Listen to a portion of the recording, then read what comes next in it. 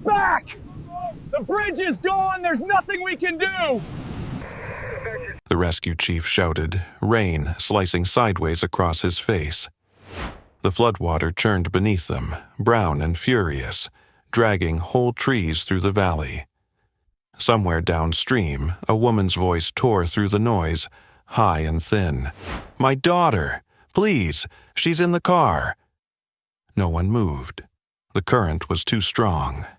Then, from the shadows near the tow truck, the town's quiet mechanic stepped forward, pulling the rope from his waist like he'd done this 1,000 times. He didn't speak.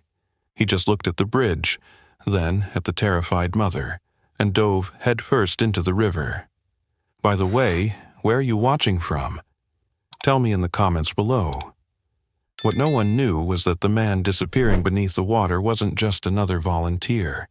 He'd once trained divers in seas far darker than this, once taught men how to hold their breath when fear clawed at their lungs.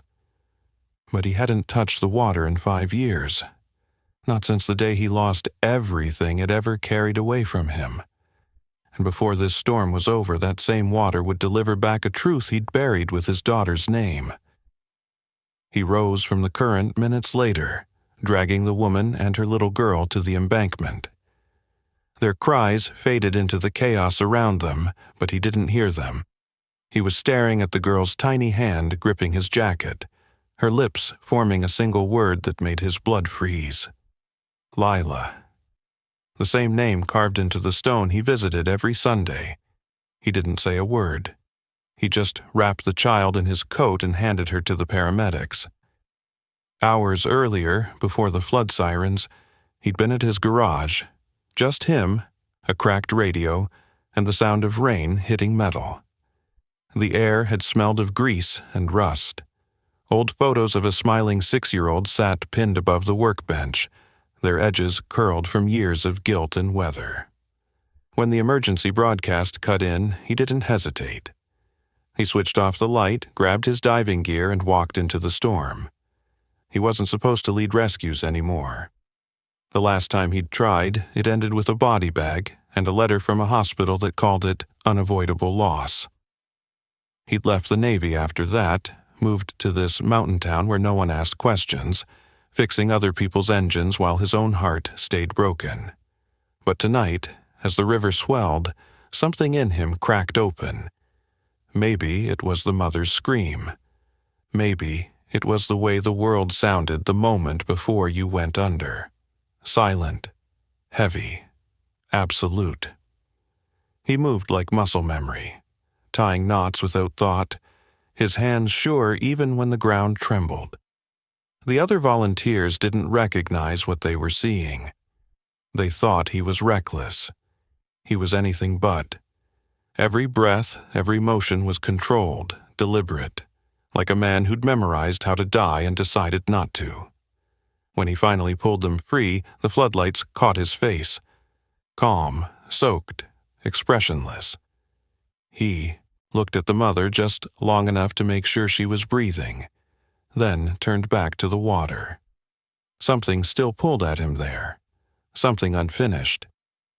But the rescue team was shouting his name now, their voices cracking from relief and fear. He nodded once, wordless, and followed them up the hill. Later, inside the shelter, the mechanic sat apart from the others, steam rising from his soaked clothes. People whispered his name now, Ward, the man from the garage. The one who went under when even the rescue chief wouldn't. He didn't meet their eyes. He just kept glancing toward the mother and child in the far corner, wrapped in blankets. The woman's hair was matted with river silt, her face pale but proud, the kind of composure that came from a life spent being obeyed. She was giving instructions to the medics with a voice that brokered no argument. He recognized that tone. He'd heard it once before. 5 years ago, through a hospital wall, when another woman with that same authority told him, "I'm sorry, we had to make a choice." He didn't know her name yet, but something about her felt like a warning, like the calm before a storm that wasn't finished. The little girl turned, eyes half open, and whispered again, Lila. He swallowed hard, looking away. Maybe it was coincidence. Maybe it was the flood playing tricks on memory. Still, he couldn't stop the old ache from crawling up his chest. He had pulled a mother and child from the water, but the river had given him something back, something he wasn't ready to face. The little girl slept beside the heater, her breathing soft against the drone of distant thunder. The shelter buzzed with murmurs and dripping boots, but he couldn't hear any of it. He kept replaying that name in his mind, Lila. It wasn't common, not here, not in Ridgeway, where every other girl was named after her grandmother or a saint. He told himself it was coincidence because the alternative felt too impossible to breathe through. Still, he kept looking toward the woman across the room. She hadn't noticed him watching. Her composure never cracked, even as volunteers scrambled around her taking orders like she ran the place. The tone, the clipped precision of her speech, it was familiar in a way that tightened his chest. He'd heard that voice through static once 5 years ago when he begged for updates over a hospital radio line. She turned suddenly, eyes meeting his. For a second, recognition flickered, then confusion, as if she couldn't place him. She crossed the room, boots splashing through puddles. "You were the one who pulled us out, weren't you?" He nodded once. Her voice softened. "Thank you. I don't know how you did it in that current." "Just needed to breathe," he said quietly. "I'm Dr. Cross," she offered. "Helena, this is my daughter Mara." He hesitated before replying. "Ward, I work at the auto shop down on River Road." Something in her eyes shifted, subtle, respectful, but distant. "Well, Mr. Ward, you probably saved our lives." He didn't know how to respond to gratitude. It always felt like an apology for something no one remembered doing.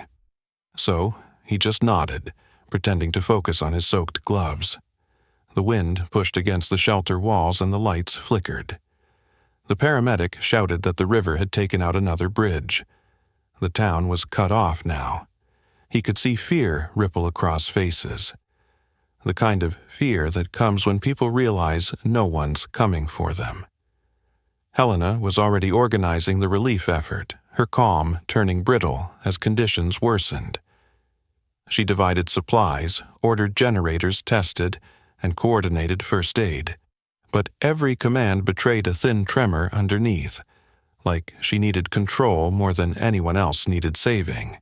He recognized that too. People like her only broke when the world refused to listen. When the first transformer blew, the lights died completely. The room plunged into darkness, broken only by flashlight beams and the stutter of emergency radios. Panic spread fast. Someone screamed that the water was rising through the basement.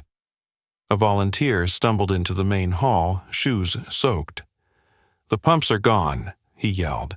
"We've got 10 minutes before the lower levels flooded." Helena's voice cut through the chaos. "Get the children upstairs, now!" But her confidence faltered when no one moved fast enough. That's when he stepped in. "Move!" Ward's voice carried through the dark, sharp and precise, the kind that snapped people into motion.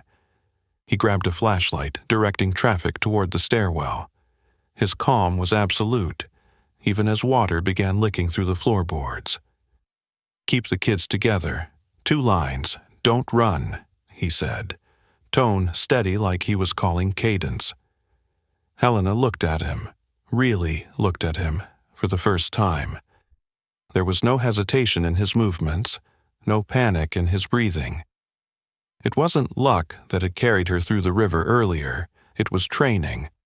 He moved like someone who'd been here before, in worse storms with higher stakes. She found herself following his orders without thinking.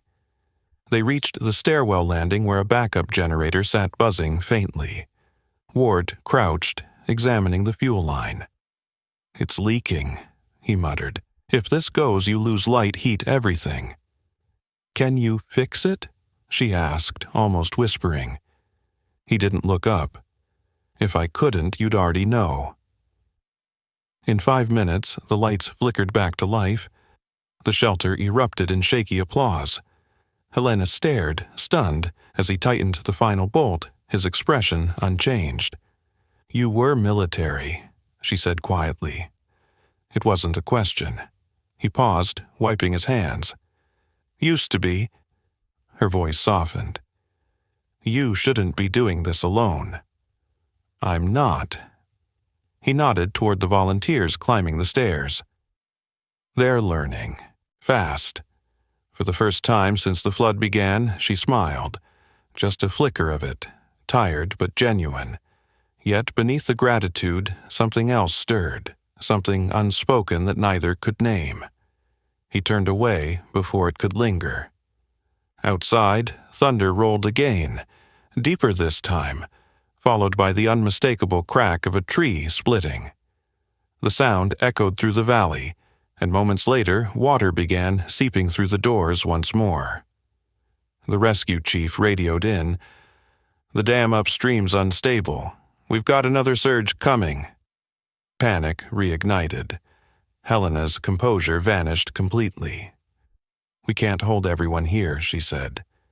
"The hospital convoy, they're stranded near Mill Creek. They'll need help." Ward tightened his jaw. "That road's underwater. Then how do we reach them?" He looked at her, this doctor who commanded like she never expected to fail, and said simply, "Same way I got you out." She blinked, understanding dawning like fear. "You can't go back into that water." He didn't answer. He was already pulling the rope from his kit. The volunteers exchanged nervous glances, but no one stopped him this time. The quiet mechanic they'd ignored all year had somehow become the one everyone followed without question. As he walked toward the entrance, Helena called after him, "Ward, why are you doing this?" He paused in the doorway, rain turning him into a silhouette framed by the emergency lights. "Because some of us still owe the river a debt." Then he stepped out into the storm. From the corner of the room, little Mara stirred awake. She pointed toward the door where he'd vanished and whispered sleepily, "Daddy?" Helena froze, heart pounding. The word wasn't confusion. It was recognition, like the child had spoken it before. Helena looked toward the open doorway, the rain swallowing him whole. For the first time, control slipped completely from her hands. She didn't understand who this man truly was, but instinct told her that whatever he carried wasn't just courage. It was loss. And as the sirens wailed again, she knew the flood wasn't finished, not outside and not inside either. Something else was rising, something she'd buried years ago, but was about to face again. Rain slammed against the shelter windows like fists, each gust louder than the last. Outside, Ward's flashlight beam flickered through sheets of water as he crossed the parking lot, rope coiled around his chest. The world had shrunk to storm and survival. Behind him, the rescue chief shouted over the radio, but the signal drowned in static. He pressed forward anyway. Mill Creek was nearly 2 miles downstream. Too far to walk, too dangerous to drive. But distance had never stopped him before. What haunted him wasn't how far he had to go. It was what waited there. The hospital convoy. The same crest logo he remembered from a letter that once told him why his daughter never made it home. Inside the shelter, Helena gripped the edge of a table to steady herself. Her pulse hammered in her ears. She wanted to stop him, to command like she did in operating rooms, but command meant nothing in water. She knelt beside Mara, who had fallen back asleep, and brushed the girl's damp hair from her forehead. "Daddy?" the child mumbled again, her voice soft as a dream. Helena's stomach twisted. "No, sweetheart," she whispered, forcing a smile. "He's just helping people." Yet, even as she said it, A memory clawed up from the dark. A name on a case file she'd buried, a face blurred by grief. Ward followed the washed-out road until the shelter's lights disappeared behind him. He could hear the river now, alive and angry, its roar broken by the metallic groan of twisted guardrails. He found what was left of the hospital van, half submerged against a tree line, headlights flickering underwater. There were voices inside, faint, desperate. He tightened the rope to a bridge pylon and dove without hesitation. The water was ice and chaos, tearing at his limbs trying to drag him under. He kicked hard, shattered a window, and pulled 2 paramedics through. "There's still one more," one gasped. "The driver." Ward ducked under again, lungs burning. He found the man wedged against the wheel, unconscious. He hooked an arm under his shoulder, kicked upward, and burst through the surface, coughing. On the embankment, he rolled the driver over and started compressions. The man sputtered, gasped, and coughed river water. Ward exhaled once, no triumph, just relief, and looked toward the floodlit horizon. For a moment, thunder rolled in rhythm with his heartbeat. He didn't realize Helena had followed until he saw her silhouette crest the ridge, flashlight trembling in her hand. She stumbled toward him, shoes sinking in mud. "You're insane," she shouted, but her voice cracked. "You could have died." He shook his head. "Not yet." "You saved them," she said, voice softening. "That's what we do," he answered. "Or what I used to."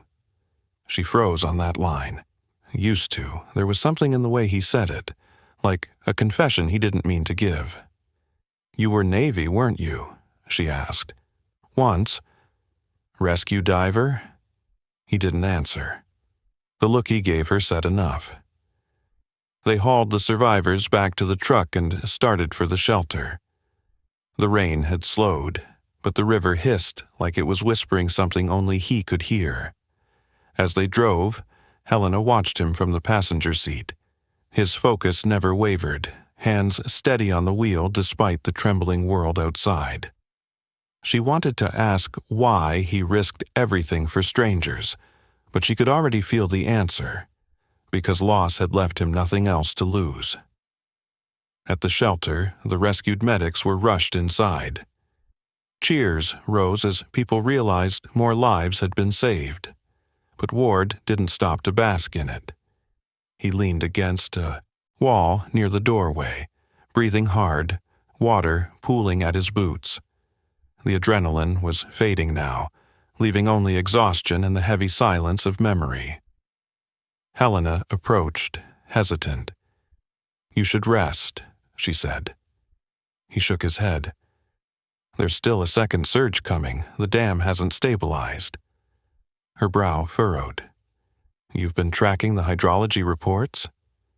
"I built them," he said quietly. "Used to run flood simulations for the Corps." That revelation hit her like cold air. "You're not just a mechanic." "No," he said, almost bitterly, "but that's who they needed me to be." The words lingered. She wanted to ask who they were, but he was already turning away, tightening ropes, checking gear. Still, something inside her began to shift. The arrogance she wore like armor softened into respect, then curiosity, then unease. This man wasn't just saving lives, he was fighting ghosts. Later that night, as the town huddled in darkness, Helena found him sitting outside under the awning, staring at the swollen river.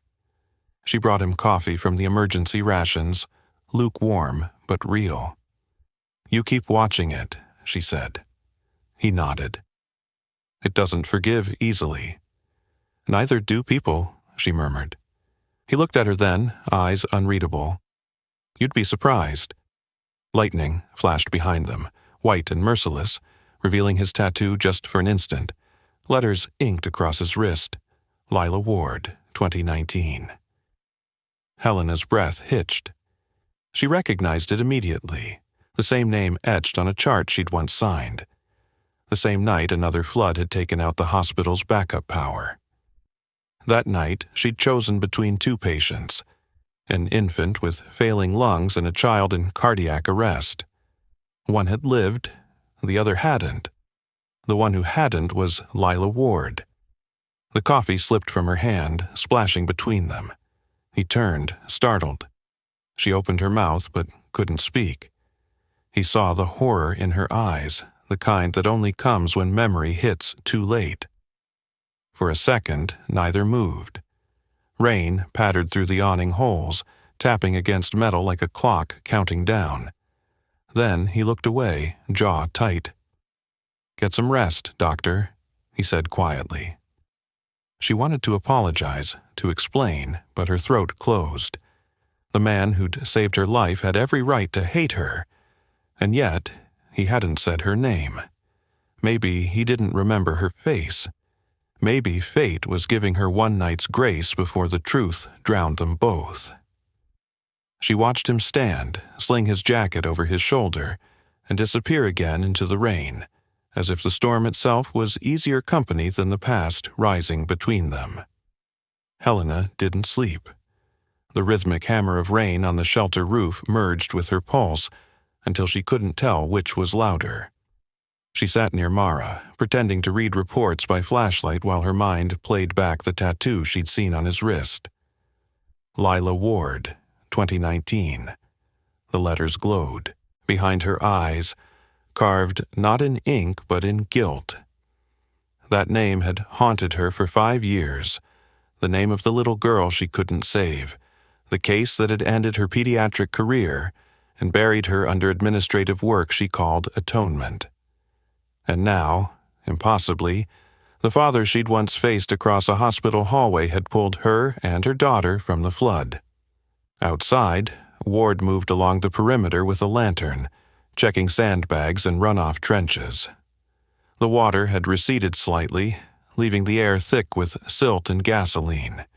He liked this hour, the one before dawn when everyone else was still asleep, when the noise of the world faded just enough to hear himself think. But tonight, every sound carried memory. He could still feel her eyes on him when she'd seen the tattoo. The moment stretched between them like lightning frozen mid-strike. He didn't know if she recognized him, or if guilt just looked the same on everyone who'd ever made a fatal choice. He stopped at the edge of the parking lot. The sky was a dull gray bruise, the floodplain glimmering with residual water. The radio at his belt crackled. "Ward, copy?" It was Deputy Nolan, his friend from town. "We've got reports of a breach at the levee north side. If that gives, Ridgway's gone." Ward's stomach sank. "How long do we have?" "An hour, maybe less." He looked back toward the shelter where families slept in rows. "Get the evacuation started," he said. "I'll reinforce what we can." Helena appeared in the doorway before he even clipped the radio back. "You heard?" she asked. He nodded. "I'll go check it myself." "You can't handle that alone." "I don't plan to handle it," he said. "Just buy time." Something hardened in her expression. "Then I'm coming." He turned, already shaking his head. "You've got a kid in there. She's asleep. She'll be safer if we all survive." For a long second, neither spoke. Finally, he handed her a pair of gloves from his pack. "Stay behind me," he said. She didn't argue. They drove the rescue truck through abandoned streets, headlights slicing through fog. The levee was 3 miles out, and every road looked like a riverbed. Helena gripped the dash as the truck bounced through potholes. "You shouldn't have come," he said without looking at her. "You wouldn't have let anyone else," she shot back. He almost smiled. "You still think you can save everyone." Old habits die hard. Some die easier than others. The levee came into view, a low earthen wall bleeding water from a fresh crack near the center. Floodlights flickered on a nearby generator, casting the scene in sickly yellow. Ward jumped out, splashing into knee-deep water. "Grab those tarps," he shouted. She followed, slipping once, catching herself on his arm. The contact jolted her. For a second, she saw the same steadiness she'd felt years ago when she'd tried to tell a father his daughter wasn't coming back. They worked without speaking. He layered sandbags, patched leaks, braced panels. She handed tools, tying off ropes with hands that once held scalpels. Each movement stripped away another layer of distance between them until there was only breath, mud, and shared determination. Then the wind shifted, carrying the unmistakable groan of collapsing earth. "Back!" Ward yelled, pulling her away as a section of the levee gave out. A surge of water burst through, slamming into them. They hit the ground hard, cold floodwater swallowing them both. She surfaced first, gasping. "Ward!" He grabbed her arm, dragging her toward the truck. "Go!" She coughed, choking on river silt. "We can't outrun that?" "Not outrun, redirect." He climbed into the truck bed, cranking the winch attached to an overturned utility trailer nearby. The steel frame shifted, blocking part of the gap. The flow slowed, diverted just enough to ease the pressure. Helena stared, realizing what he was doing. "You planned for this?" He didn't answer until the winch snapped taut. "You learn to expect failure." By the time they returned to the shelter, dawn was breaking through low clouds. The river still hissed, but the worst had passed. Inside, people stirred, murmuring relief as word spread that the town had been spared. Ward peeled off his soaked jacket. Exhaustion etched deep into his face. Helena followed him to the supply room where he was rewrapping rope. "You knew," she said quietly, "about me." He didn't look up, "since you said your name. And you still saved us. Wouldn't change what happened," he said. She stepped closer, voice trembling. "I made the wrong call. I told myself it was triage, but I see her face every time I close my eyes." He met her gaze, finally, eyes hollow but steady. "You didn't kill her. The storm did. The power, the flood, all of it. You just happened to be there." "That doesn't absolve me." "Then stop looking for absolution," he said softly. "Start looking for what comes after." Helena didn't answer. For the first time in years, she let herself cry. Not the silent kind, but raw, gasping sobs that left her trembling. He didn't comfort her, didn't touch her. He just stayed there, letting her fall apart in the same silence he'd lived inside for half a decade.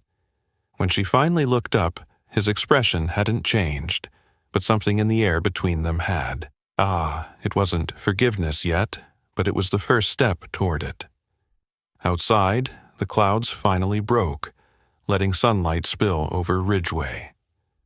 The town wasn't safe, not completely, but for the first time in a long while, both of them felt something close to hope. The storm had taken everything once. This time, it had given something back. Understanding, fragile but real, the kind born only in the aftermath of survival. The morning sun bled through, mist rising off the drenched valley. Steam curled from the shelter roof, and the air smelled of mud, diesel, and something cleaner. Renewal, maybe. Ward leaned against the hood of the rescue truck, sipping burned coffee from a tin mug while the others slept inside. For the first time in days, the world was still. But he knew better than to trust stillness. Floods had an aftershock. They always did. Beneath the quiet, the river was shifting again. Unseen currents cutting new paths that could swallow everything if ignored. He felt it the same way soldiers feel an ambush before it happens. Behind him, the door creaked. Helena stepped out, hair pulled back, eyes red from exhaustion. She looked less like the commanding doctor who'd run the shelter and more like someone stripped to her core. "The medics said the generator fuel's nearly gone," she said. We've got maybe 2 hours of light left. Ward nodded. Then we use them right. Evacuations first. She hesitated. People won't leave until they know the levee's holding. It's not, he said quietly. It's buying us time, nothing more. Helena moved beside him, arms crossed against the cold. You ever get tired of being right? All the time. He almost smiled. Doesn't stop the water. She studied him a moment, then glanced toward the rising mist. You sound like someone who's lived too many storms. He took another sip of coffee. Maybe someone who stopped living after one. The words hung there, raw and honest. She didn't press further. There were things you couldn't fix, only share the silence that followed. From inside, Mara's sleepy voice drifted through the open door. Mom? Helena turned. I'm here, sweetheart. Go back to sleep. The tenderness in her voice startled him. For a heartbeat, the lines between them blurred. Not doctor and diver, not guilt and grief, just two parents balancing on the thin ledge between loss and survival. By midday, the shelter stirred awake. The townsfolk looked toward now instead of the officials. Even the rescue chief waited for his word. It wasn't authority he held. It was trust born from seeing him wade into chaos without hesitation. Helena watched the subtle shift with quiet amazement. People obeyed him because he never demanded it. He led like someone who'd already paid the price. When reports came in of a secondary surge forming upstream, fear rippled through the room. The volunteers turned to Helena instinctively, expecting orders, but she froze. Her mind, usually razor-sharp, was blank. She glanced at Ward. He caught her hesitation and stepped forward. Everyone above ground level now, he commanded. Take only what you need. We keep the hall clear for stretchers. The clarity in his tone steadied the room instantly. Helena exhaled, nodding. You heard him. Move. Together, they orchestrated the evacuation with mechanical precision. He directed rope, lines along stairwells while she organized medical teams. Every motion mirrored an old rhythm, like they'd done this before in another life. As the surge warnings grew louder on the radios, Helena noticed his hands trembling slightly when he tied a knot. Not fear, memory. You lost her in a flood, didn't you? She asked softly. He didn't look up. I lost her because I believed people in charge knew what they were doing. Her voice broke. I was one of those people. He tightened the rope once more and finally met her eyes. You're here now. That counts for something. The second wave hit an hour later. The ground vibrated as if the whole valley exhaled. The front doors buckled under water pressure and screams erupted. Ward was already moving, sealing lower exits and rerouting people up the stairwell. Helena followed close behind, shouting directions, clutching Mara's hand. The emergency lights flickered, then died. Darkness swallowed the hall except for a single flashlight beam cutting through it, his. Get to the gym balcony, he yelled. It's reinforced. The crowd pushed upward, guided by his voice. When someone slipped, he lifted them. When panic threatened to break the line, he steadied it. Helena could see the soldier in him now, not the killer, but the rescuer who refused to let anyone else drown. Halfway up, a child tripped, crying. Helena reached for her, but the girl was too far. Ward swung over the railing, grabbed her, and hoisted her back into safety. The crowd gasped as the current tore at his legs. He planted his feet, holding the rope taut until others could pull him in. The moment passed in silence, but something electric lingered in the air. A collective understanding that this man, quiet and broken as he was, carried the town on his back. When they finally reached the upper balcony, Helena collapsed against the wall, clutching Mara close. Ward knelt beside them, drenched and shivering. We'll hold here, he said, scanning the structure. "How can you be sure?" she asked. He pointed to the support beams. Reinforced steel, same pattern as the old naval hangars, built to withstand pressure from below. Whoever designed this gym knew what they were doing. Helena managed a weak smile. Maybe luck's finally on our side. He shook his head. Luck's just math you don't understand yet. Minutes passed. Outside, the surge slammed into the levee but didn't break through. The noise softened into distant thunder, leaving only the sound of rain dripping from rafters. Ward sat back, exhaustion catching up to him. Helena turned to him quietly. "You said earlier it counts for something that I'm here now. What did you mean?" He looked out at the water shimmering under emergency lights. "You can't change what happened, but you can decide how long it keeps happening." For the first time, she understood what he meant. Not forgiveness, but release. Survival wasn't victory. It was permission to begin again. She reached for his hand without thinking. He didn't pull away. Below them, townspeople huddled together, whispering prayers. The flood still pressed against the walls, but fear had shifted into fragile calm.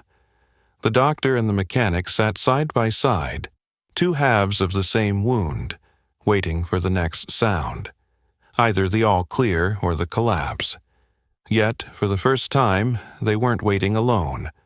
The gym creaked in the wind, metal beams groaning like a ship lost at sea. Hours had passed since the surge hit, but the pressure hadn't eased. Everyone waited for the sound they feared most, the cracking of foundation, the rush that meant the river had finally won.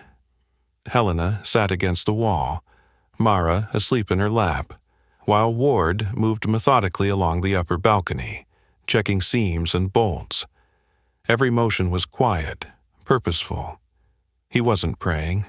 He was calculating. You could see it in the way his gaze tracked every vibration in the floorboards. To him, survival wasn't hope.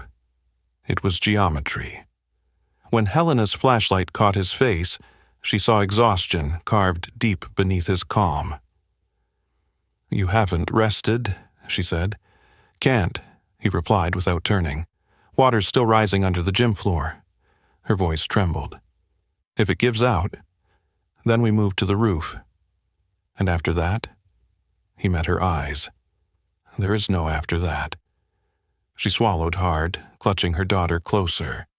The shelter had gone silent except for the rhythmic hum of the storm. Dozens of people looked toward every few minutes like he was a compass they couldn't afford to lose. He hated that look. It was the same way his unit had looked at him the night everything went wrong.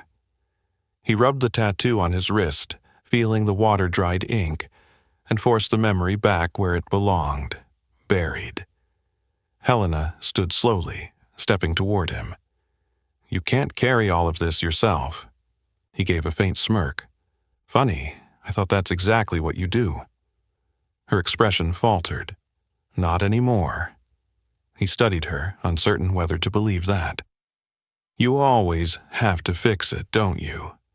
Whatever breaks." "Isn't that what you do?" she countered. "You fix the generator, you patch the levee, you keep fixing what's dying." "I fix what I can reach," he said quietly. "That's the difference." Before she could answer, a sudden tremor ran through the floor. Dust sifted from the ceiling, and a few children began to cry. Ward was already moving. He dropped to one knee, pressed his hand against the ground, and listened. "There's a breach under the north side," he said. "We've got 5 minutes before it compromises the whole foundation." Panic rippled through the room like shock waves. Helena grabbed his arm. "What do we do?" "Evacuate to the roof," he said, voice firm. "Now." He started directing volunteers, cutting ropes, rigging a pulley line through the emergency hatch above the basketball hoop. The crowd followed his commands without hesitation, forming lines, passing children upward. Helena boosted Mara into the arms of a firefighter before climbing the rope herself. When she reached the roof, wind howled across the open expanse. The flood stretched in every direction, silver and endless under the clouded dawn. Below, Ward's flashlight beam moved through the dark, still guiding the last group. Suddenly, a deafening crack split the air, the gym floor buckling as water forced its way through.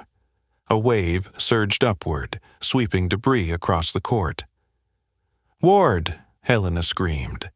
He turned toward her voice just as a steel railing snapped, striking his shoulder and sending him to one knee. She scrambled back toward the hatch, shouting for the others to hold the line. "He's still down there." A rescuer tried to stop her. "You'll get swept." She didn't listen. She climbed back through the hatch, dropping into waist-high water. "Ward!" He looked up, disbelief flashing across his face. "You shouldn't be here." "You saved me," she said, fighting the current to reach him. "I'm not leaving you." The water climbed fast, churning with broken chairs and cables. He gritted his teeth, grabbed her wrist, and pulled her toward the rope. "Climb." She slipped once, lungs seizing from the cold. He shoved her upward, using his body to shield her from debris. "Don't stop," he shouted. By the time they reached the hatch, the current had nearly engulfed the lower half of the gym. Ward pushed her through first, then followed, arms shaking with fatigue. The moment they cleared the edge, the floor collapsed completely, vanishing into black water below. They lay on the roof, coughing, gasping, alive. The wind howled like applause. Helena turned to him, chest heaving. "You could have left me." He looked at her with a tired half-smile. "Guess some habits die hard."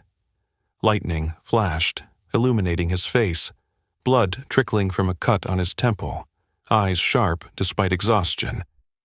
"You all right?" She nodded, tears mixing with rain. "You really think there's no after that?" He looked out across the drowned town. "There's always an after, just not the same one."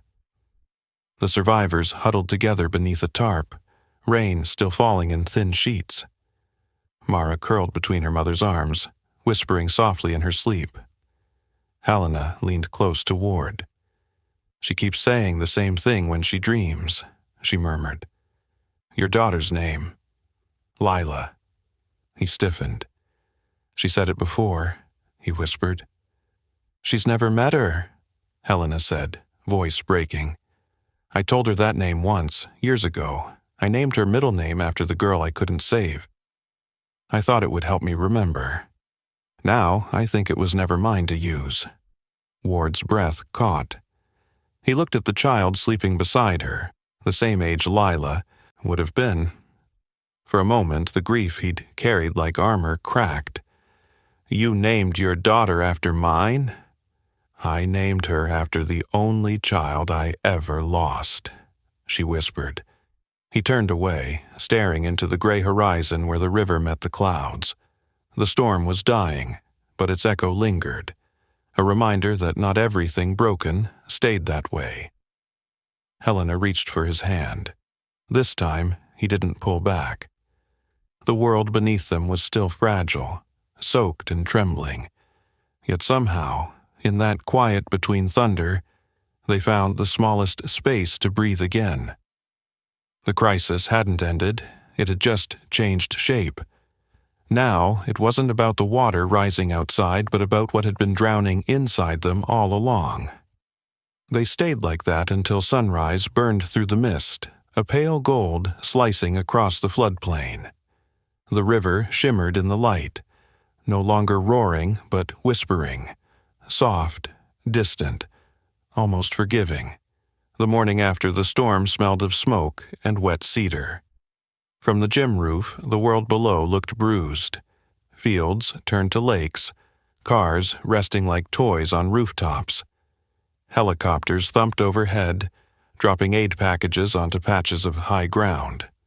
Ward stood near the edge, his jacket torn, eyes tracing the curve of the river that had both taken and returned so much. The others huddled behind the tarp, quiet, waiting for rescue. Beside him, Helena sat with her arms around Mara, still pale but breathing evenly. The sun glinted off the child's damp hair, and for the first time in years, he didn't feel only loss when he looked at a girl that age. He felt the ache of something else, continuation. Helena followed his gaze.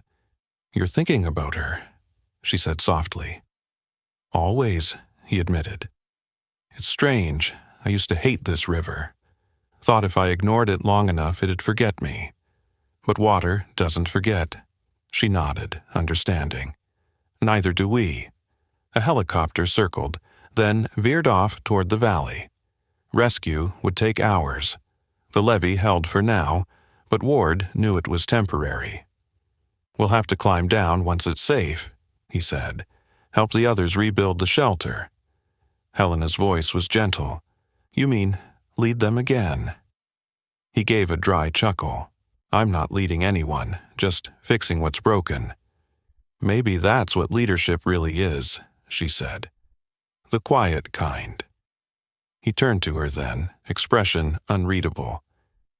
"You know, the last thing Lila said to me wasn't goodbye. She said, 'Daddy, it's okay.' I thought she was scared, but she was trying to make me feel better." Helena blinked away sudden tears. "She sounds braver than most adults I know." "She was 6. His voice cracked, and he looked away quickly, jaw tight. "You remind me of her sometimes." She frowned in confusion. "How?" "You keep apologizing for things you didn't do." Helena didn't argue. She just sat in silence, letting the wind speak, between them. Beneath the exhaustion and guilt, something fragile was forming. A quiet partnership built not on forgiveness but on shared endurance. By afternoon, the floodwaters had lowered enough to attempt descent. Ward rigged a line from the roof, testing knots until they held.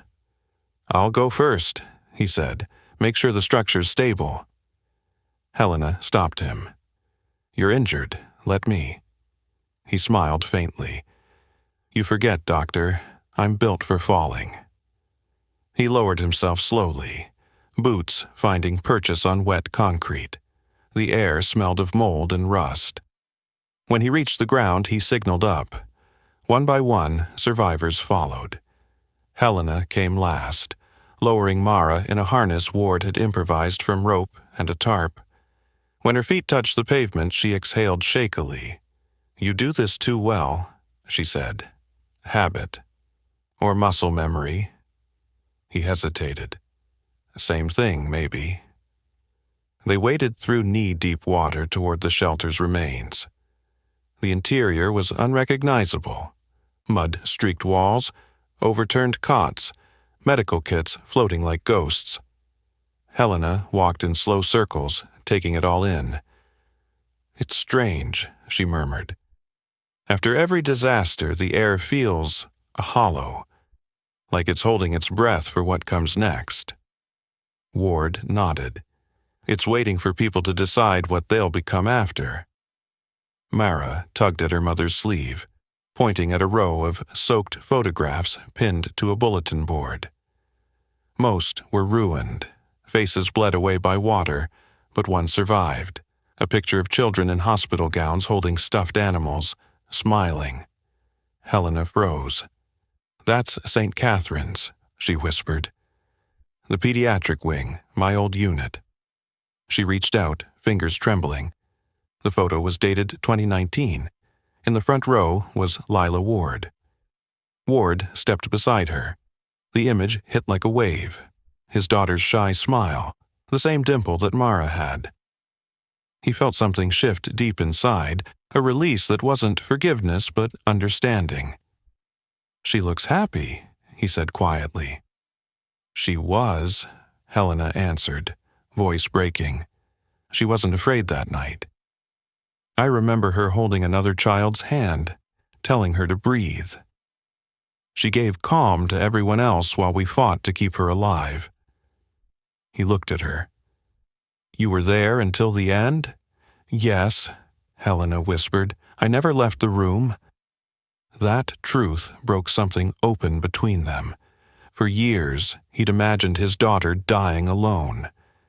Now, knowing someone had stayed, someone who had whispered comfort in his place, the pain shifted from rage to grief. A better kind of grief. The kind that finally let light through the cracks. He turned to her, voice low. Why didn't you tell me? I wanted to, she said. But the hospital ordered silence during the inquiry. They said it would make things worse. So I built a career on keeping quiet. And did it help? No. She managed a fragile smile. But maybe this does. They worked together through the afternoon, salvaging what they could. Ward repaired a broken water pump while Helena tended to the injured. The townspeople moved around them, quiet but purposeful, following his lead, her direction. By evening, the sky cleared entirely, streaked with amber light. Helena sat beside him near a pile of salvaged supplies. You said the river doesn't forget, she murmured. Maybe it also returns what we lose, just not in the way we expect. He stared at the horizon, thoughtful. Maybe, or maybe it just teaches us how to start again. Mara came running, holding something in her small hands. A silver bracelet, dented and muddy. Mom, look what I found. Ward's breath caught. He recognized it instantly. That was Lila's, he whispered. The bracelet he'd thought lost in the flood 5 years ago. Helena looked between them, stunned. How could it be here? Ward took it gently, turning it in his fingers. The river gives back when it's ready, he said. Helena met his eyes. Then maybe it's finally ready for both of us. He slipped the bracelet into his pocket, not as a relic, but as proof that even destruction had mercy hidden inside it. The crisis had brought them together by force. Now, redemption was beginning quietly, almost imperceptibly, like the river's own retreat. In the fading light, neither spoke. They just sat there, mud on their hands, hope in their silence, waiting for the next dawn to see what kind of people they would become after the flood. Evening settled over Ridgeway like smoke. The air still hummed with the drone of helicopters, but now it carried another sound. Laughter, faint and uncertain, from survivors gathering near fire barrels. It wasn't joy, not yet. It was disbelief turned human. The flood had taken everything and somehow left them breathing. Ward watched from the edge of the shelter ruins, sleeves rolled to his elbows, hands blackened with oil from repairing the pump. The machine sputtered once, then steadied with a rhythmic hum. Clean water began spilling into buckets. The crowd broke into cheers, and for the first time since the storm began, he allowed himself a tired grin. Helena approached, her coat draped around Mara. You just bought this town another night, she said. Not the first time I've patched a leak, he replied. She smiled faintly. No, but maybe the first time it mattered this much. They stood side by side, watching families fill containers. She wanted to tell him he'd done enough, that he could finally rest, but something about his stillness stopped her. He wasn't celebrating. He was calculating again, eyes fixed on the sky as if waiting for one more disaster. You're not convinced it's over, she said. It's never over, he answered. Not until the river gives back everything it took. Helena followed his gaze toward the low ridge where the levee shimmered in the last light. You think it's still unstable? I know it is, he said. And if it gives tonight, all this, he gestured to the makeshift camp, the fires, the laughter, goes under again. Then what do we do? He met her eyes. We fix it before it breaks. She stared at him, incredulous. "Ward, you've barely slept in 2 days." He shrugged. "Water doesn't sleep." By the time they reached the levee, dusk had thickened into a dull gray. The air smelled of algae and smoke. Mara was asleep back at camp under the watch of volunteers. The path to the breach was half collapsed, slick with mud. Helena stumbled once, catching herself on his arm. "You really think we can reinforce this alone?" "Not alone," he said, "with what's left." He pointed to scattered barrels and wooden debris. "We'll use flood scrap for barriers. It won't last forever, but long enough." She followed his lead, hauling planks, tying ropes, her hands blistered from work she wasn't built for. "You know," she said between breaths, "I used to think saving lives meant cutting and stitching, standing over an operating table. Turns out it's mostly mud and rope." He chuckled softly. "Same outcome, just different tools." For a moment, the rhythm of their work became something sacred, two broken people rebuilding what water tried to erase. The night deepened, firelight flickering behind clouds. When the last barrel locked into place, they stood back to watch the flow divert around their barrier. It held, trembling but strong. Helena turned toward him, chest heaving. "It's working." "For now," he said. Then softer, "That's all any of us can promise."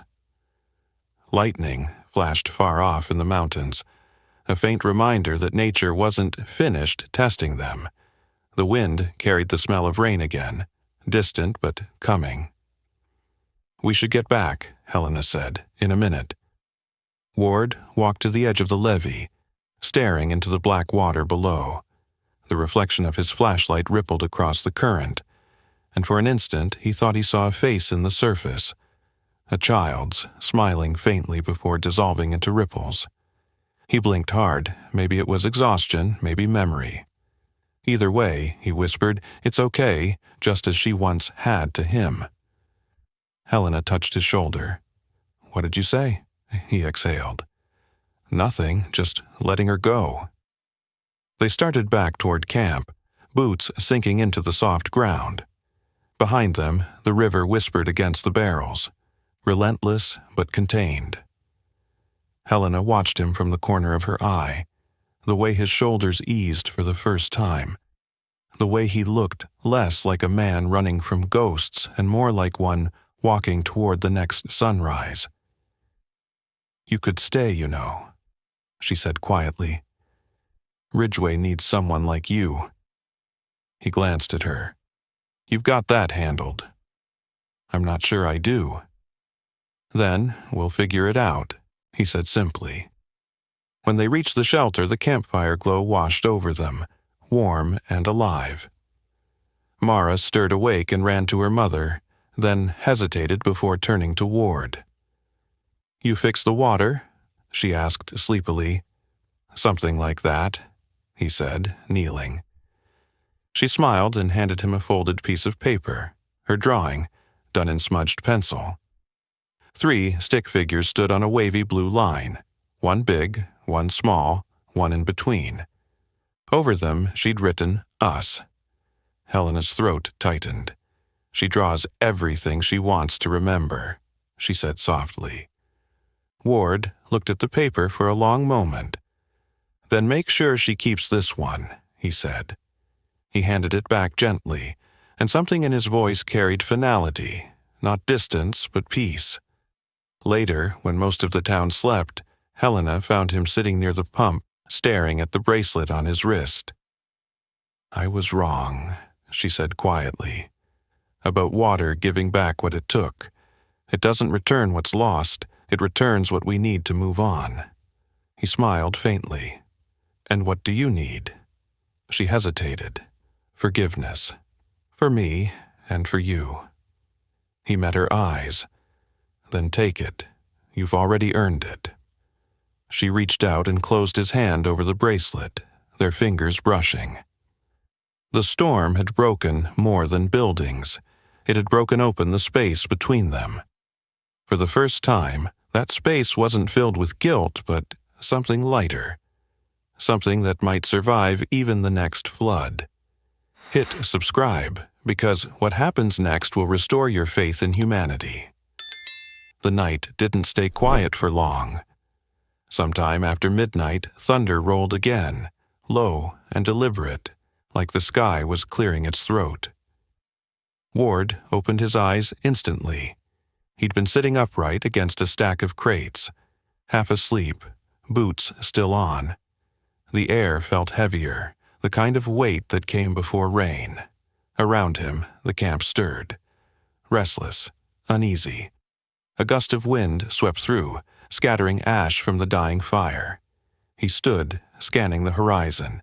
The clouds were rolling back in, dense and fast. "No," he muttered, jaw tightening. "Not again." Helena appeared moments later, pulling her coat tight. "Please tell me that's not what I think it is." He didn't answer. Instead, he tilted his head, listening to the rhythm of distant thunder. "The pressure's dropping too fast. There's another front moving in." "But the report said—" "Reports don't matter," he cut in. "The levee won't hold another hit." She looked around at the families huddled near the fires, some still half asleep. "We can't move them in this darkness." He nodded grimly. "Then we make light." Within minutes, Ward and the remaining volunteers had flashlights rigged on poles, forming a crude perimeter. He checked the generator. Fuel low again. 2 hours, maybe less, he said. "We'll have to ration power." Helena shook her head. "If the storm hits, again, people will panic in the dark. Keep it running." He hesitated, then flipped the switch. The shelter flooded with light, the kind that made exhaustion look like defiance. By dawn, rain had started again. Not the violent downpour from before, but a steady, relentless sheet that drummed against the roof. Ward moved through the camp, inspecting every tarp, every line, every anchor point. Helena followed close behind, handing tools, mirroring his movements without being asked. It was strange how natural their rhythm had become, how little needed saying. When the wind shifted, carrying the sharp tang of fuel, Ward froze. "You smell that?" Helena frowned. "Gasoline?" He turned toward the pump he'd repaired earlier. The line had cracked, leaking into the runoff. "If that catches, we lose everything," she finished. They ran. Rain blurred the edges of their vision, turning the world into streaks of gray. Ward waded through ankle-deep water, kneeling beside the ruptured hose. "I can't shut it off from here," he said. "The valve's jammed." Helena crouched beside him. "What do you need?" "Manual override from the intake pit." Her eyes widened. "That's underwater." He met her gaze. "So was everything else we've done." She grabbed his arm. "You won't make it back if the current's strong." "I'll make it," he said simply. Then, almost gently, "Keep people away from the fires. If something sparks, it's over." Before she could argue, he was gone, diving into the torrent that snaked between the buildings. Helena watched, heart pounding, the rain soaking her hair flat against her face. Minutes dragged like hours. The crowd began to whisper, fear rippling through them. Mara clutched her mother's hand. "He'll come back," Helena said firmly, though her own voice trembled. "He always does." Below the surface, the world was a blur of movement and pressure. Ward could barely see, only feel, the current twisting around him, the metal edges scraping against his gloves. He found the intake valve, half buried in mud, and forced it open, the wrench slipping once before catching. His lungs screamed for air. He turned the handle one last time, felt the pressure release and kicked upward, breaking the surface in a spray of rain and light. Helena was already in the water, waist deep, reaching for him. "Got it?" she shouted. He nodded, coughing. "Pumps sealed, fuel line safe." She threw her arms around him before she realized what she was doing. He froze, then exhaled, letting the tension bleed out of his shoulders. Around them, cheers erupted. The crowd had seen the generator flicker back to life. But the moment didn't last. A sudden shout cut through the rain. "The north embankment's collapsing," someone yelled. Ward turned sharply. Through the haze, he could see it. The section of levee they'd reinforced with barrels now sagging, water spilling through cracks. "Everyone uphill," he commanded. Helena hesitated, holding Mara close. "Ward!" He grabbed her hand, pulling her toward the higher ground. "Move!" The surge hit seconds later, ripping through the lower field. Water tore at their legs, dragging debris in its wake. Ward anchored himself to a fence post, wrapping an arm around Helena and the child. The roar was deafening. For a moment, it felt like the whole world tilted. Then, just as suddenly, it stopped. The current eased, the flood flattening into a sluggish retreat. When it was finally still, they were on their knees in the mud, gasping. Around them, the town was battered but standing. The makeshift barriers had held enough. Ward looked up at the weakened ridge. The flood had tested every inch of it, but it hadn't broken. Not this time. Helena wiped her face with shaking hands. "You did it," she said. He shook his head. "We did it." She looked at him for a long moment, then said softly, "You said the river doesn't forget. Maybe now it remembers mercy." He gave a tired smile. Or maybe it finally ran out of anger. Helena looked toward the sky, where the clouds were breaking apart, streaks of light pushing through. "When this is over," she said, "people will want to rebuild. They'll need someone to lead." He frowned. "I'm not that man." "Yes, you are," she said simply. "You already proved it." The morning light grew brighter, catching the edges of the broken town like gold on steel. The crisis had peaked, and somehow they'd endured. Ward looked at the faces around him, mud-streaked, trembling, alive, and felt something lift in his chest. It wasn't pride or victory, it was release. He turned to Helena. "You were right," he said quietly. "The river doesn't give back what it takes, it teaches you how to carry what's left." And this time, she didn't respond with words. She just nodded, holding Mara close as the rain finally eased into silence, leaving behind the sound of survivors breathing together. A chorus of lives reclaimed from the current. When the last drops of rain faded, Ridgeway became a mirror of broken glass and sunrise. The water shimmered over cracked roads, reflecting a sky that was suddenly impossibly clear. Ward stood knee-deep in the shallow current near the gym, scanning the horizon where helicopters were descending like dragonflies. The storm was over. The silence that followed felt louder than thunder. Every instinct in him wanted to collapse, but he couldn't. Not yet. The survivors were gathering near the trucks, eyes searching for instruction. He knew that look.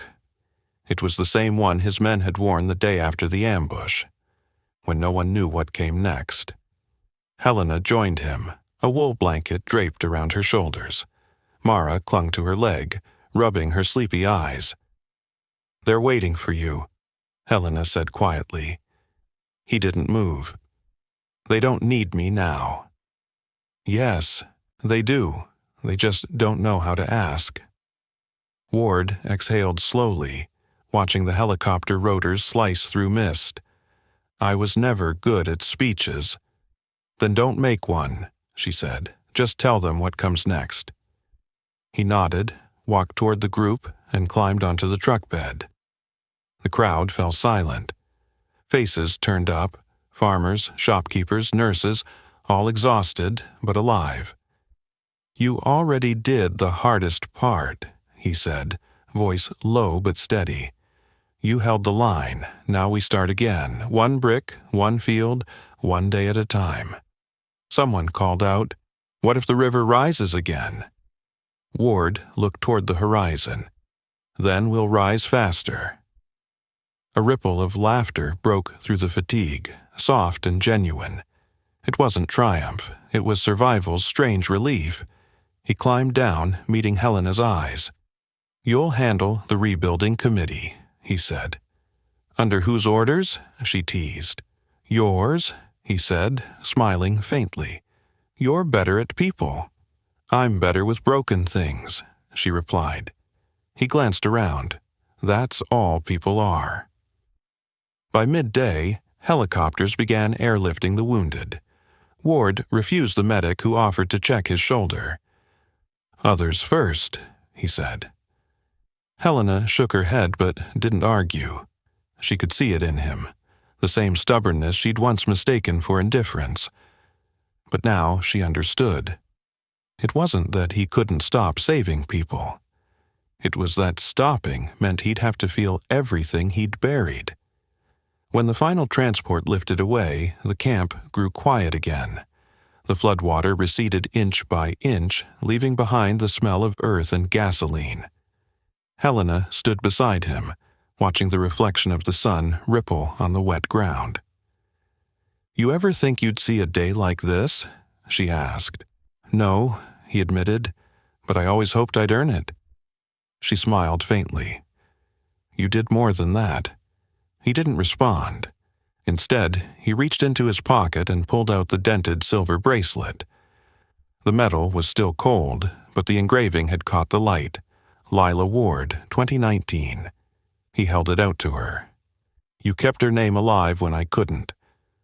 Helena hesitated. "It wasn't mine to use." "It is now," he said quietly. "You gave it back meaning."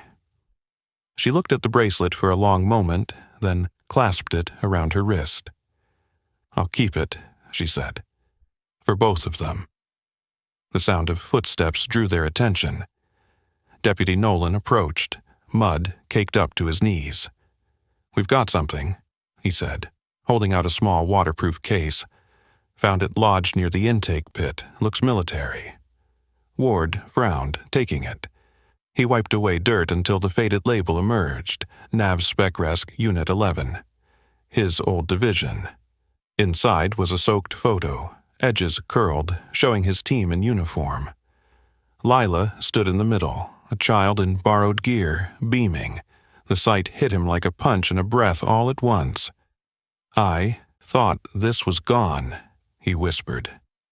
Helena stepped closer. "Maybe some things find their way back when you stop looking for them." He smiled faintly. "Maybe." Later that evening, the remaining survivors gathered around the campfire. Food was rationed, but spirits weren't. Someone strummed a cracked guitar. Mara sat in Helena's lap, humming softly. Ward stood at the edge of the light, hands in his pockets, watching. He didn't belong in the center, but somehow that didn't hurt anymore. Helena noticed and beckoned him closer. "You can sit, you know." "I'm better standing." "Suit yourself," she said, amused. "But you're part of this, whether you like it or not." He smiled at that, just a small curve of the mouth, but it was real. The music drifted, low and imperfect. When the song ended, Helena rose and approached him. "Tomorrow," she said, "we'll send a message to the state authorities. They'll bring more supplies." He nodded. "Good." "And after that?" He looked up at the stars, faint but visible for the first time in days. "After that, I'll go home." She frowned. "You don't have one anymore." He glanced toward the mountains where the air glowed faintly blue. "Then I'll build one." She stepped closer. "You could build it here." He met her eyes. "You're assuming I'd leave you to do all the hard parts." Her lips curved. "So you'll stay." He looked back at the river, calm and glinting under moonlight. "For a while." The fire crackled between them, casting their faces in amber light. Helena reached out and touched his hand, not as comfort, but as acknowledgement. Around them, laughter rose again, fragile but alive. The sound carried into the night like a promise the storm couldn't break. Ward turned toward the distant hum of the river. "She'd have liked this," he murmured. Helena followed his gaze. "Your daughter?" "Yeah," he said. "She would have said the water looks better when it's calm. She'd be proud of you." He smiled sadly. "She'd tell me it's okay to rest." Helena nodded, tears glinting in the firelight. "Then maybe it's time you listened." He exhaled, shoulders lowering, the weight of 5 years finally shifting off him. Above them, stars broke through the thinning clouds. The town was still half underwater, half in ruin, but what remained was alive, and for the first time, Ward believed that might be enough. Morning came quietly. Ridgeway woke to the sound of dripping water and distant hammers. People rebuilding, refusing to let the flood have the last word. The air smelled of smoke and wet pine. Ward stood at the edge of the town, staring at what used to be Main Street. Every step squelched against the mud, but there was purpose in every motion around him. Men lifted debris, women sorted supplies, children drew pictures in the dirt. Life was returning, stubborn and slow. He ran a hand through his damp hair, feeling older and lighter all at once. The flood had taken nearly everything except the will to begin again. Maybe that was enough. Helena walked up behind him, her sleeves rolled, boots streaked with mud. "You look like someone who just remembered how to breathe," she said. He smirked faintly. "Feels strange, doesn't it?" "Existing without panic?" she teased. "Yeah, it does." He watched the workers hauling timber. "You ever notice how rebuilding looks quieter than destruction?" "That's because destruction's loud," she said. "Rebuilding's faith." They stood in silence for a while, letting the sound of distant hammers fill the space. Mara ran past them, laughing with 2 other kids, her small boots splashing through puddles. The sound made Helena close her eyes for a moment. "That laughter," she said softly. "That's what I thought I'd never hear again." Ward nodded. "That's the sound of survival. Doesn't always come easy." By afternoon, volunteers from neighboring towns began arriving with trucks of food and blankets. A Red Cross medic stopped to hand Helena a clipboard, but she waved it away. "Give it to him," she said, pointing to Ward. "He's the one running the show." Ward frowned. "I'm just helping."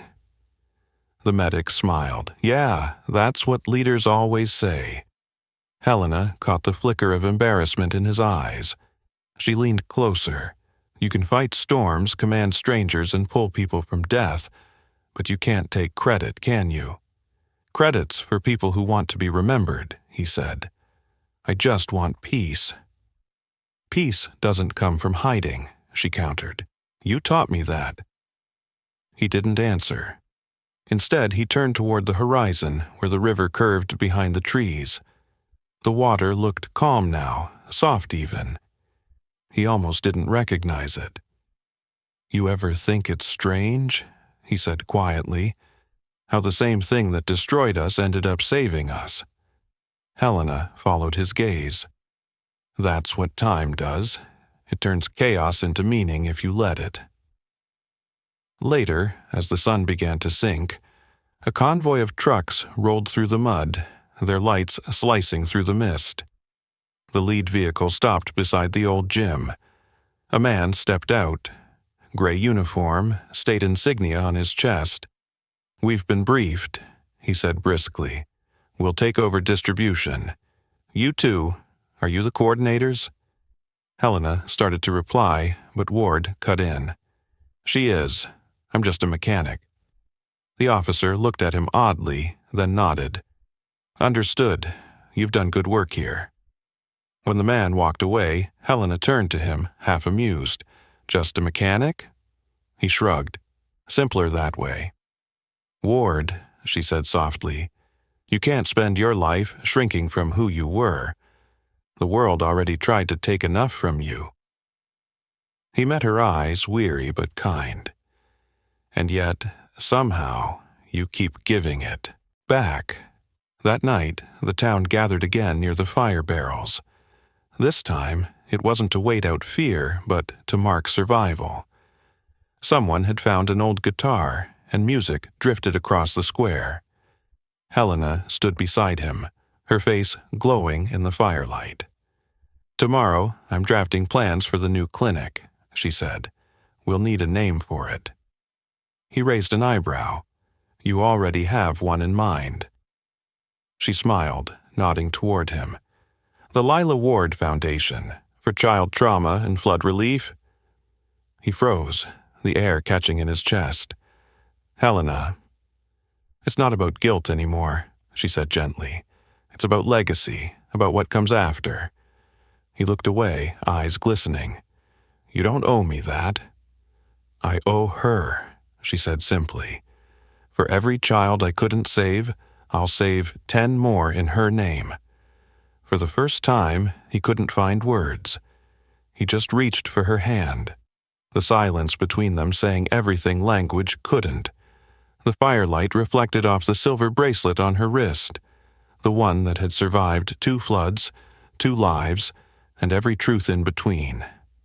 Hours later, when the camp had quieted, he found himself standing near the edge of the river again. The current whispered softly against rocks, as if the water had finally run out of things to prove. He crouched, picked up a flat stone, and skimmed it across the surface. It bounced twice before sinking. That's enough, he murmured. Behind him, Helena's voice was low. You talk to it like it listens. Maybe it does, he said. It's taken enough for me to know what I mean. She stepped closer, resting a hand on his shoulder. When you leave tomorrow, where will you go? He smiled faintly. Not far. I'll stay until the clinic's built. And after? He looked at her, the moonlight catching in his tired eyes. After that, I'll stop running.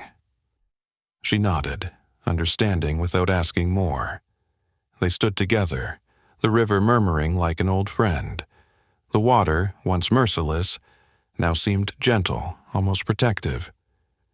Before heading back to camp, Helena said quietly, You know, every rescue leaves something behind. But sometimes, what's left is the part worth keeping. Ward looked at her, then at the town behind them, lit by the last fire of the night. Yeah, he said, sometimes it is. They walked back together through the wet grass, their shadows stretching long behind them. The night was cool, but neither felt cold. The crisis that had torn their lives open had become something else entirely. A bridge built from loss, steady enough to walk across. The river whispered behind them, carrying their reflections toward the dawn. Dawn came soft and golden, spilling across Ridgeway like mercy.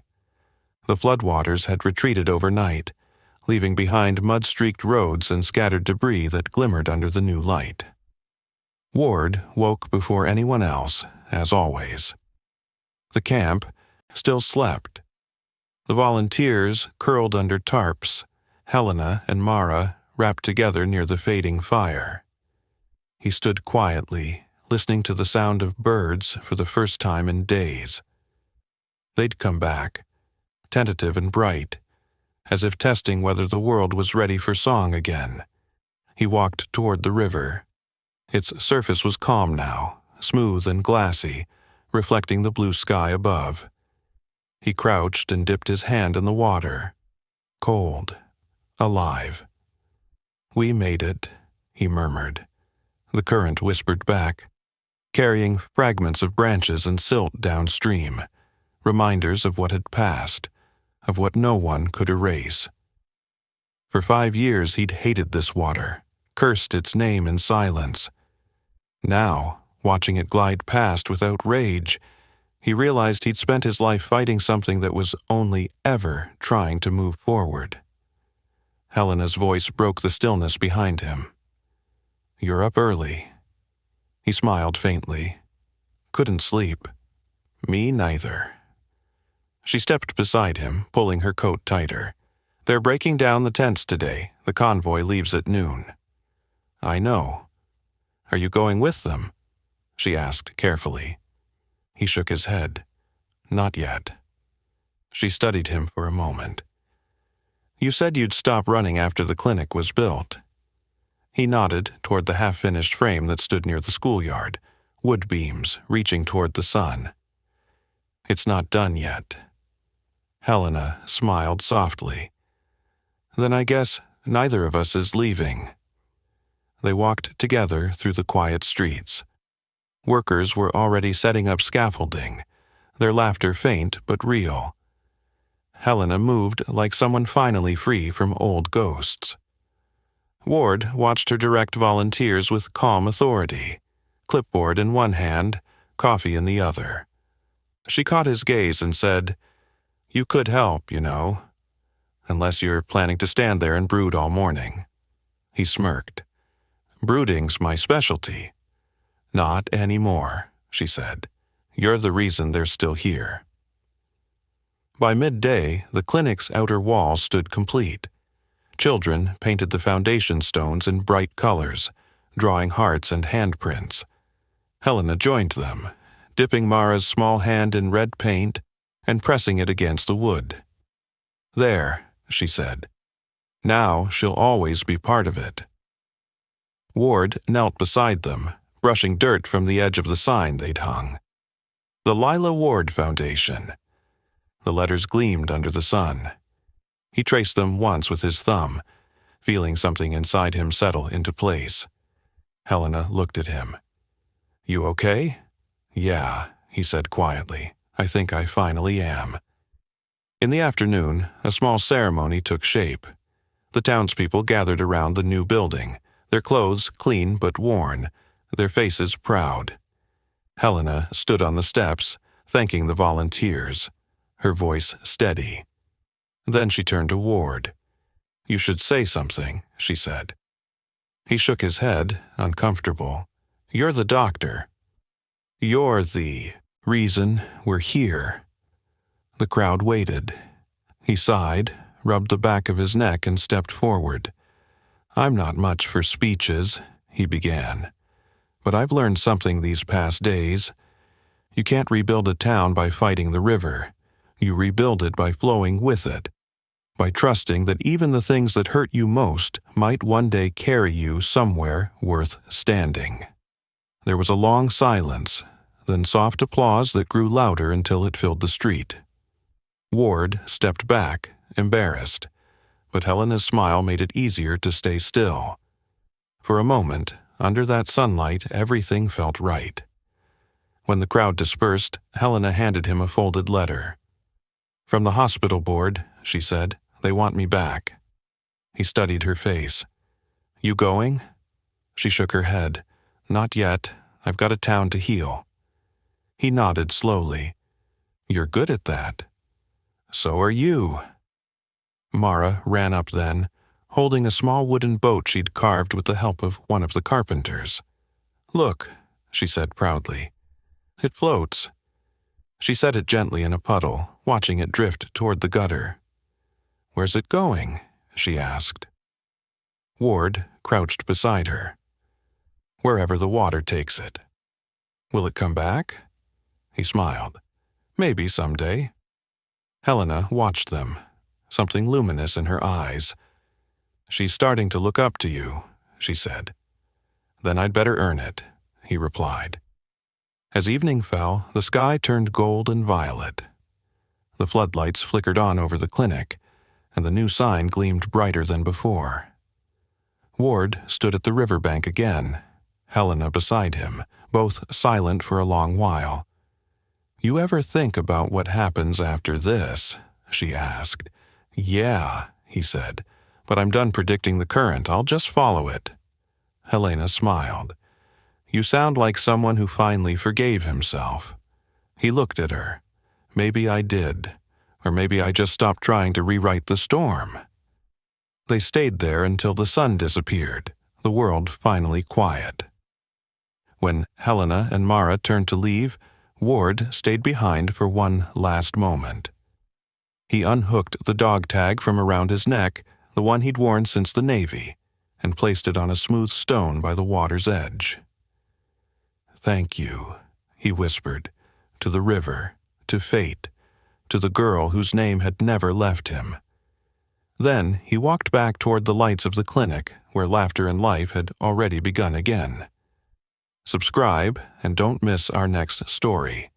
T pretend to be my husband. The CEO begged the single dad, but his one condition left her speechless. Trust me, you'll feel it.